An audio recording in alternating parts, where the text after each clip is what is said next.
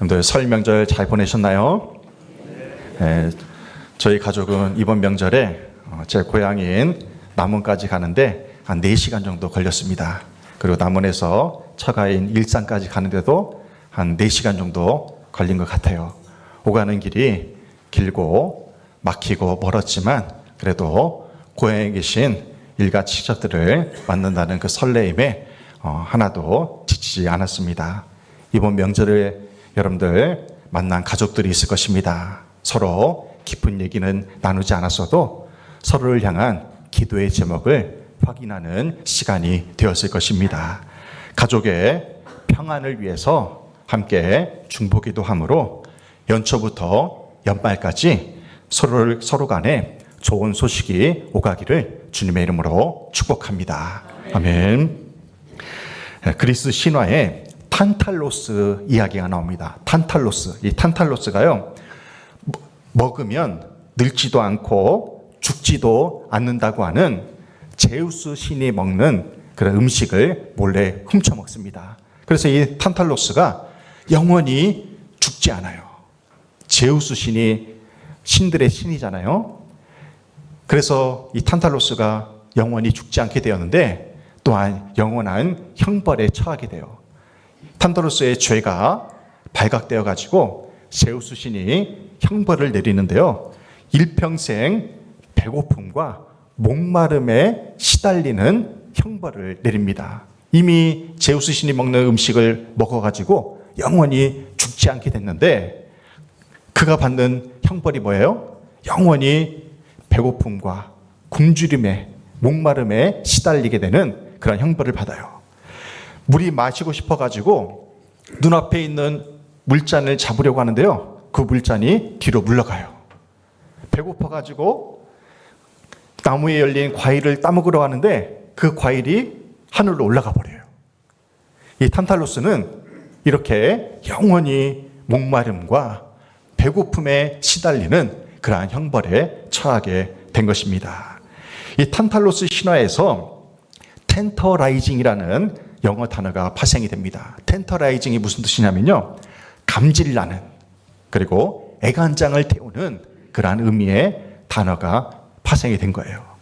주림과 목마름은 인간의 가장 절실하고 기본적인 욕구입니다. 세상에서 가장 맛있는 음식이 무엇일까요? 언제 먹는 음식이 가장 맛있습니까? 배고플 때 먹는 음식. 지금 시장하시죠? 지금 음식 냄새가 막 올라와서 여러분들 이제 점심시간에 맛있는 점심을 먹게 될 거예요. 어떤 부잣집 사모님이 있었는데 그 사모님이 돈이 많은데도 불구하고 매일같이 수면제를 먹고 잠을 자야 했어요. 수면제를 의지해서 잠을 잡니다. 그러다가 하루아침에 이 집이 쫄딱 망해가지고 사이가 살고 있는 저 시골 농장에서 그렇게 살게 된 거예요. 평생 일 한 번 하지 않았던 그 사모님이 그 시골에서 얼마나 처량했겠습니까? 그러다가 이제 일주일 정도 지나니까 이제 눈치를 줘요. 밭일도 해야 되고 집안일도 해야 되는 것이죠. 그렇게 밭일을 열심히 땀 흘려서 하고 집에 와서 밥을 먹는데 그렇게 밥이 맛있다는 거예요. 그리고 잠깐 누웠는데 일어나 보니까 아침이 된 거예요. 얼마나 단잠을 잤는지 모릅니다. 열심히 땀 흘려 일하고 나니까요, 수면제가 필요가 없게 된 것입니다. 우리 아이들도 생각해 보면 밖에서 열심히 축구하고 뛰어놀고 들어오면요, 밥을 그렇게 잘 먹어요. 그리고 잠도 그렇게 잠을 잡니다. 잘 잡니다. 주림과 목마름은 각각 대상을 요구해요. 주림은 먹을 것을 요구하죠. 그리고 목마름은 마실 것을 요구합니다. 시대를 막론하고 먹을 것과 마실 것은 귀한 것이죠. 그런데 예수님 시대에는요, 이 먹을 것과 마실 것이 더욱더 절실한 시대였습니다. 가난으로 찌들린 팔레스타인 사람들에게 먹을 것과 마실 것은 하루하루를 버티고 견디게 하는 소중한 욕구였습니다. 마실 것을 제공하는 우물과 먹을 것을 제공하는 밭은 그들에게 있어서 생명과도 같은 것이었습니다. 그렇다면 어떤 사람이 줄이고 목말라 합니까? 어떤 사람이 줄이고 목말라 해요? 살아있는 사람이 줄이고 목말라 한다는 것입니다. 죽은 사람에게는요, 줄이고 목마름이 없습니다. 죽은 시체에게는요, 더 이상 목마름이 없어요. 배고픔이 없습니다. 물론 지옥불에 떨어진 자들은 타는 목마름에 그 고통을 겪어야 됩니다. 우리의 영적인 현실에서도 마찬가지죠. 예수 그리스도를 영접하지 않은 자들, 그리고 예수 그리스도를 떠난 자들에게는요, 하나님을 향한 주림과 목마름이 없다는 것입니다. 하지만 예수 그리스도 안에서 새 생명을 얻은 사람들은 하나님을 향한 주림과 목마름으로 예배를 사모하고 찬송과 기도와 말씀으로 풍성한 하루하루를 살아간다는 것입니다. 두 번째로, 건강한 사람이 줄이고 목말라 한다는 것입니다. 우리가 병들었다는 신호가 있어요. 병든 사람들은요, 그 신호가 뭐냐면 식욕을 상실한다는 것입니다. 아프면요, 입맛이 없어요. 식욕을 상실해요. 그러다가 다시 건강을 회복하면요, 제일 먼저 생기는 욕구가 바로 식욕이라는 것입니다. 마찬가지로 우리 그리스도인들이 죄를 지어서 병들면요, 영적인 관심이 사라진다는 거예요. 예배가 귀찮아지고 기도에서 멀어지고 말씀에서 찬송에서 멀어진다는 것입니다. 사람이 영적으로 병들면 이렇게 하나님과의 관계가 멀어지게 된다는 것입니다. 예수님이 말씀하신 이 배고픔과 목마름이라는 단어가 본래 어떤 의미를 가지고 있는지 살펴보면 이렇습니다. 배고픔이라는 단어는요, 헬라어로 페이논테스라고 해요. 페이논테스. 배고파 죽을 정도의 상태입니다. 배가죽이 달라붙은 상태예요. 예수님이 말씀하신 이 배고픔은 약간의 시장기를 느끼는 그런 정도의 배고픔이 아닙니다. 페이논테스는 먹을 것을 찾아서 목숨을 걸고 두만강을 건너는 탈북자들의 그 배고픔을 표현할 때 적합한 단어가 이 페이논테스라는 단어입니다. 또한 목마름이라는 단어는 헬라어로 딥손테스라고 하는데요, 극심한 갈증을 의미해요. 타는 목마름이에요. 이스라엘 백성들이 애굽에서 430년간의 종살이에서 해방이 됩니다. 그리고 모세가 그 200만 명 이상의 백성들을 이끌고 광야로 가요. 광야는 어떤 곳입니까? 풀 한 폭이 물 한 모금 없는 곳이에요. 그 광야로 가는 여정 속에서 물을 구하지 못해서 사람들이 목말라 합니다. 찌는 태양볕에 사람들이 괴로워해요. 그러면서 드디어 몇 날 며칠을 걷고 걸어서 르비딤이라는 곳에 도착을 해요. 그 르비딤에 도착한 사람들이 어떻게 합니까? 제일 먼저 한 것이요, 물을 찾았어요. 우물을 찾습니다. 근데 마실 물이 없는 거예요. 그때 백성들이 어떻게 해요? 폭동을 일으킵니다. 모세를 향해서 폭동을 일으켜요. 왜 우리를 이곳까지 이끌어서 이렇게 목말라 죽게 하느냐? 폭동을 일으킵니다. 이스라엘 백성들이 느꼈던 그 목마름이 예수님이 말씀하신 딥손테스, 극심한 갈증을 의미하는 거예요. 예수님은 산상수훈 8복의 네 번째 복을 말씀하시면서 우리가 진정으로 줄이고 목말라야 할 것이 무엇인가를 가르쳐 주십니다. 마태복음 5장 6절을 다시 한번 봉독합니다. 의에 줄이고 목마른 자는 복이 있나니 그들이 배부를 것이며. 아멘.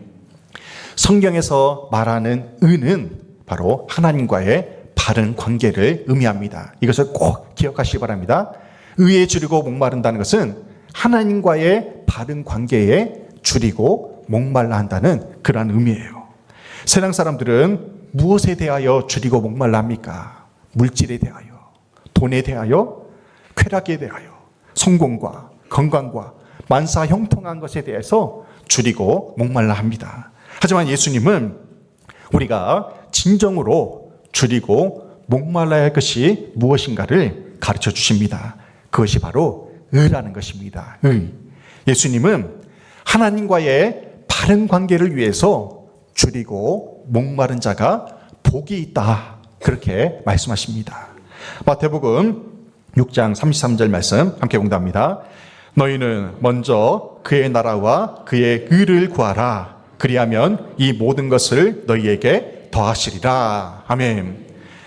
성경에서 일정한 법칙이 있다고 했어요. 복을 받는. 그리하면 이루리라. 어떻게 하면 이 모든 것을 더해 주신다고 약속하십니까? 어떻게 하면? 먼저 그의 나라와 그의 의를 구하면 우리가 구하지 않은 것까지도 더해 주시겠다고 약속하셨어요. 여기서 의는 하나님과의 바른 관계라고 했어요. 어떻게 하면요? 하나님과 먼저 바른 관계를 맺으면 우리가 구하지 않은 것까지도 더해 주시겠다고 약속하시는 말씀입니다.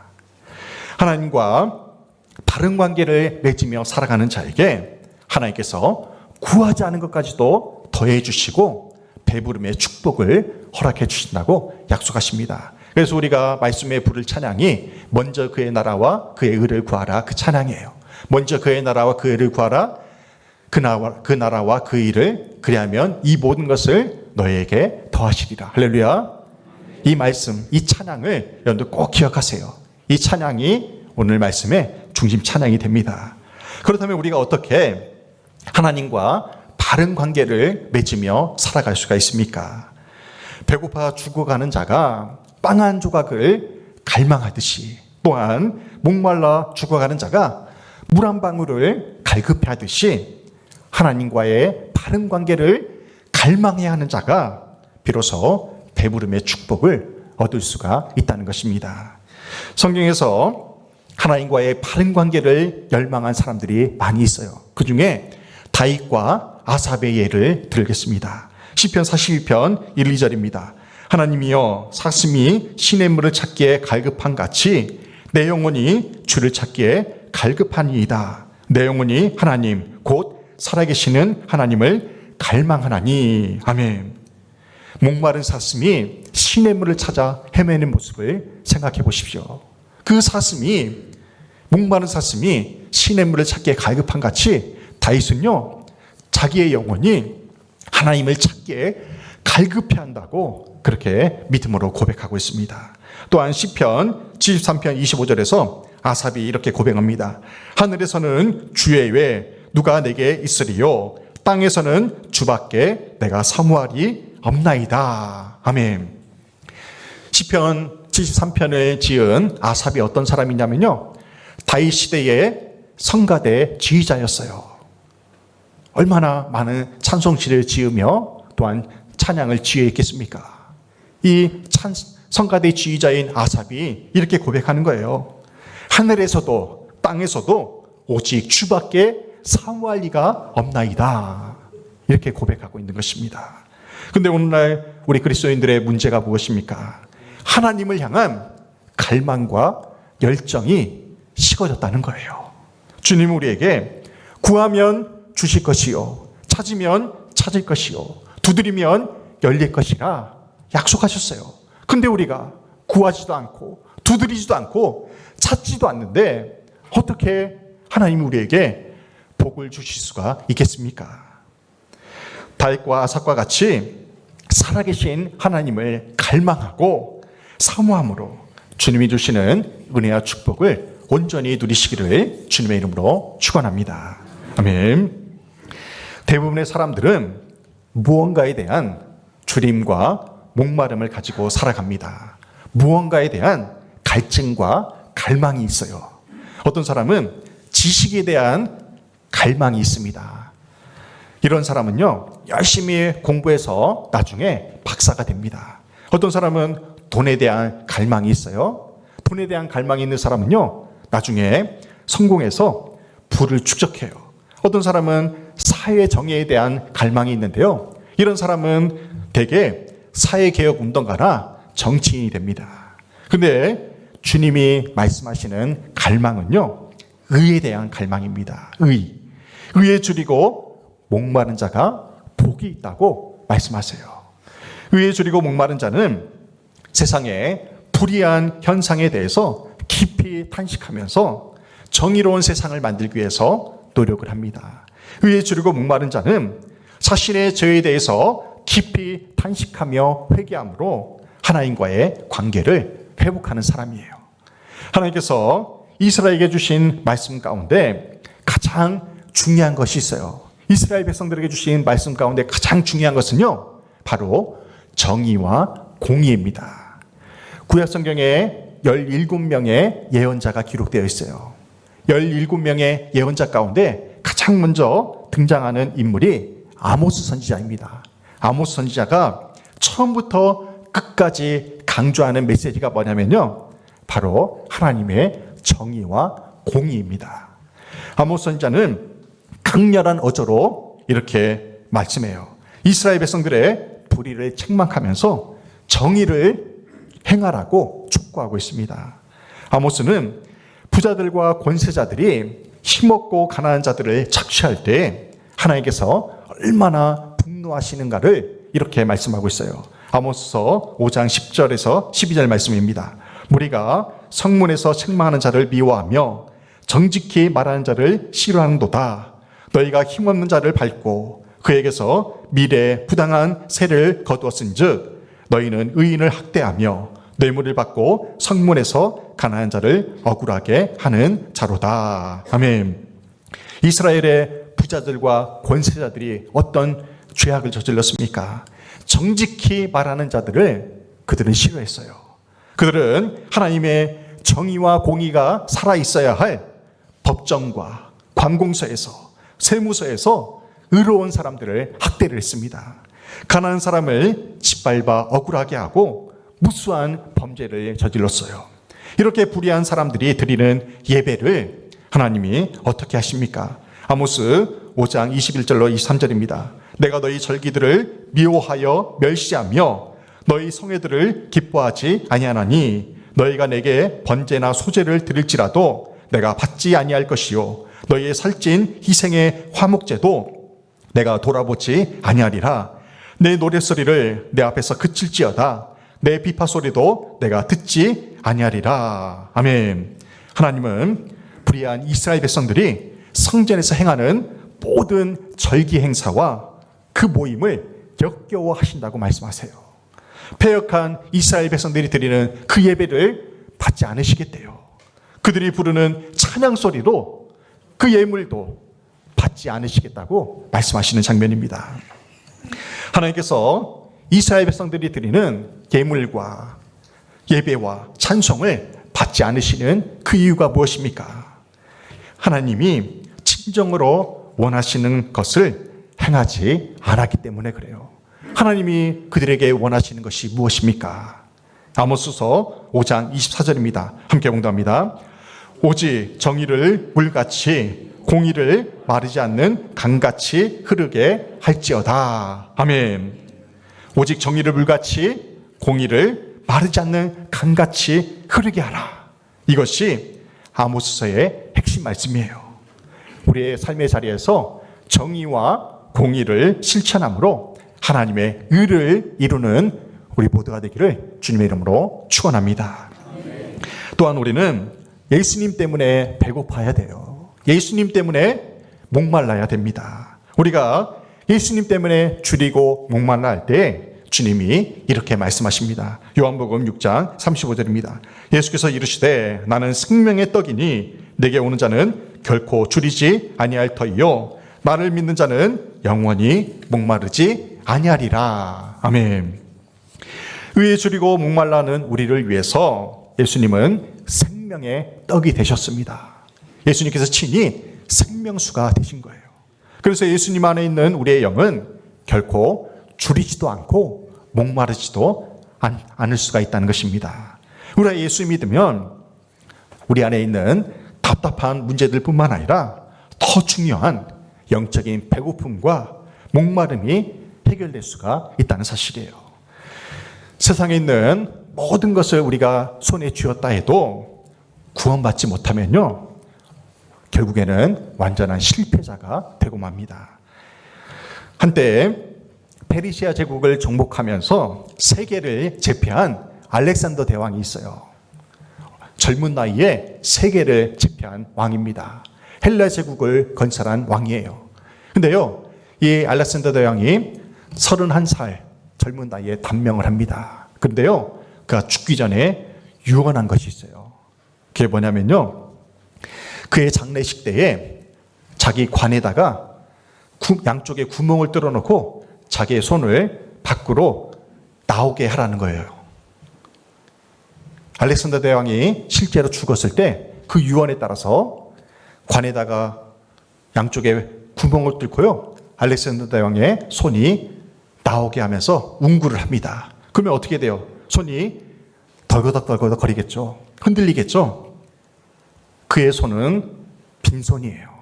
아무것도 없다는 것입니다.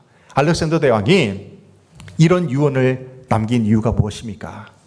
사람이 죽으면 아무것도 가지고 갈 수 없다는 것을 사람들에게 보여주기 위해서 그런 유언을 남긴 것입니다.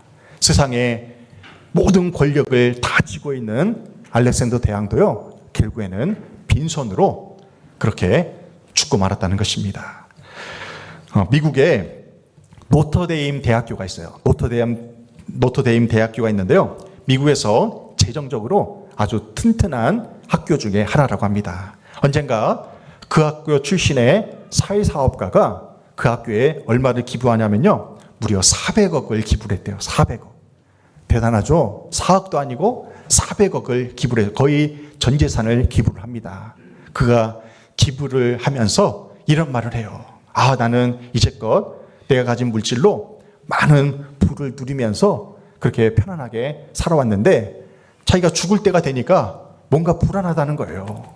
그래서 뭔가 선한 일을 하지 않으면 좋은 데 가지 못할 것이라 생각하고 자기 모교에 400억을 기부를 한 것입니다. 이 사람의 믿음은 뭐예요? 착한 일을 하면, 선한 일을 하면 좋은 곳에 죽어서 갈 거라는 그러한 믿음이 있었던 것입니다. 하지만 그의 믿음은 잘못된 것이죠. 예수 그리스도를 믿지 않으면 그 선함이, 그 선행이 아무 소용이 없다는 것입니다. 알렉산더 대왕과 400억을 기부한 사람의 공통점이 무엇입니까? 세상을 호령하는 권력이 있고 또한 풍부한 물질이 있다 해도 결국에는 빈손으로 가게 된다는 것입니다. 그리고 무엇보다 그 권력과 물질로는 천국에 갈 수가 없다는 사실이에요. 세상에서 자랑하는 명예와 권력이 있다 해도, 물질이 풍부해도 그것으로 절대로 구원받을 수 없습니다. 많은 것을 소유하고 있는 것이 오히려 구원받는데 걸림돌이 될 수가 있습니다. 빈손으로 주님 앞에 나아가 믿음으로 주님의 옷자락을 붙잡는 그 믿음이 우리를 구원에 이르게 합니다. 의에 줄이고 목마른 사람의 특징은요, 하나님의 은혜를 간절히 사모한다는 것입니다. 우리가 신앙생활의 정의를 생각할 때마다 갈라디아서의 말씀을 떠올리게 해요. 신앙생활의 정의가 갈라디아서 2장 20절에 나옵니다.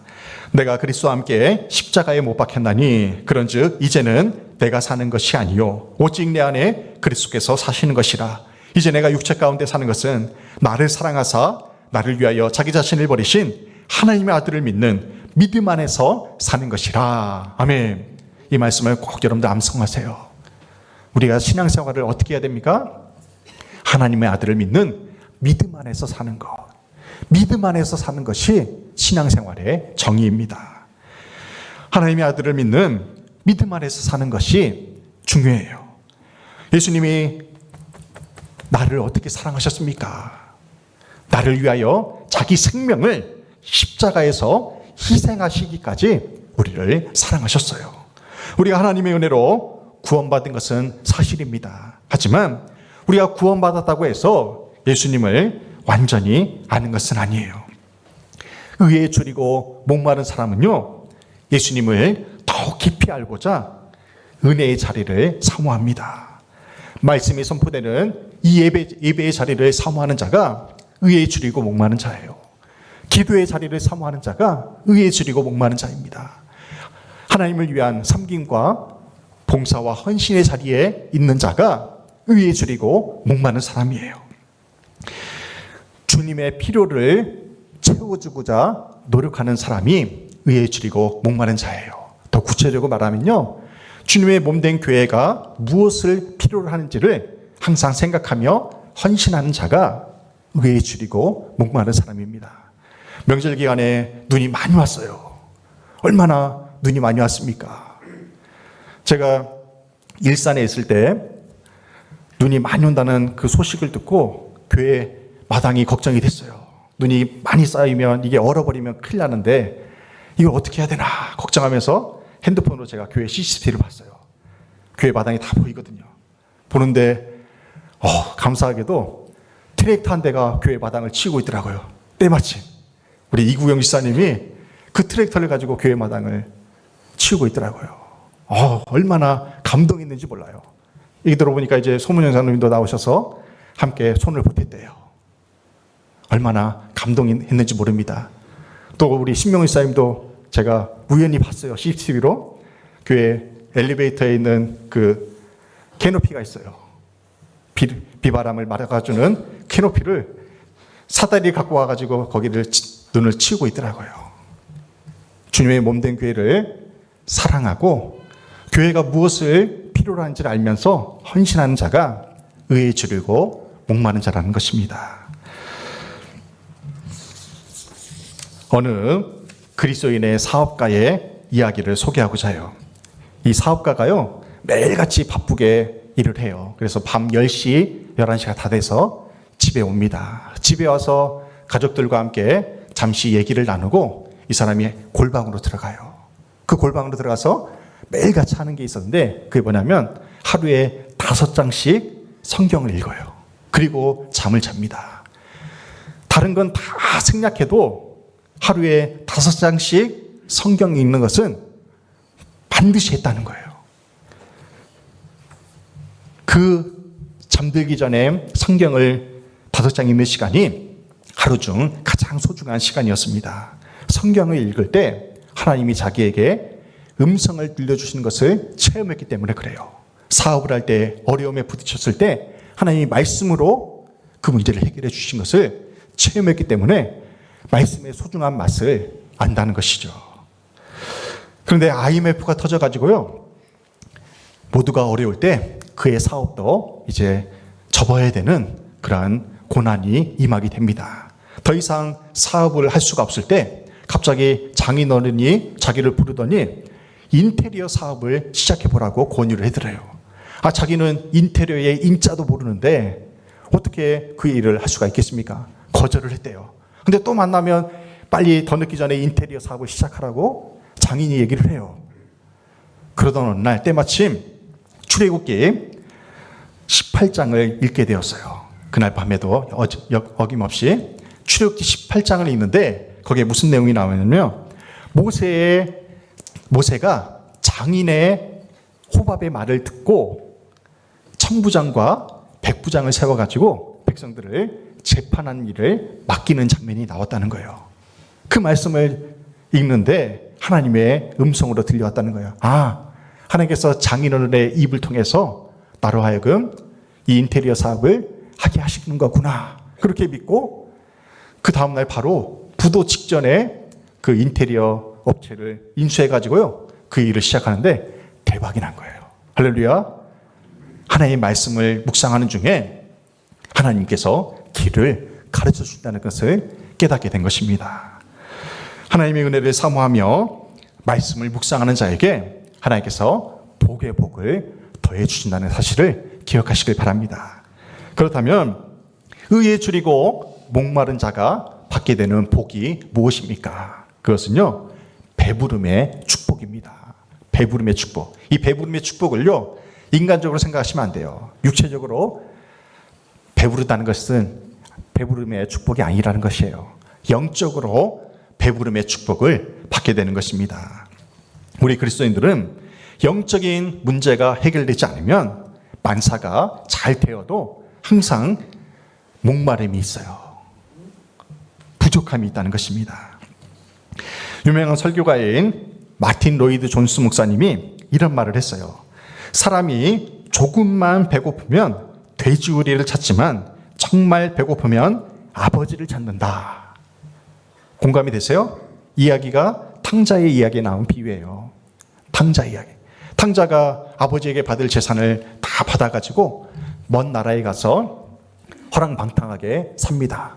모든 돈을 다 탕진했을 때 탕자가 어떻게 했냐면 돼지가 먹는 그 여물을 먹어요. 돼지밥을 주워 먹어요. 얼마나 비참합니까? 그런데요, 그 돼지가 먹는 쥐염 열매조차 없을 때 탕자가 어떻게 해요? 그때서야 비로소 아버지 생각이 난 거예요.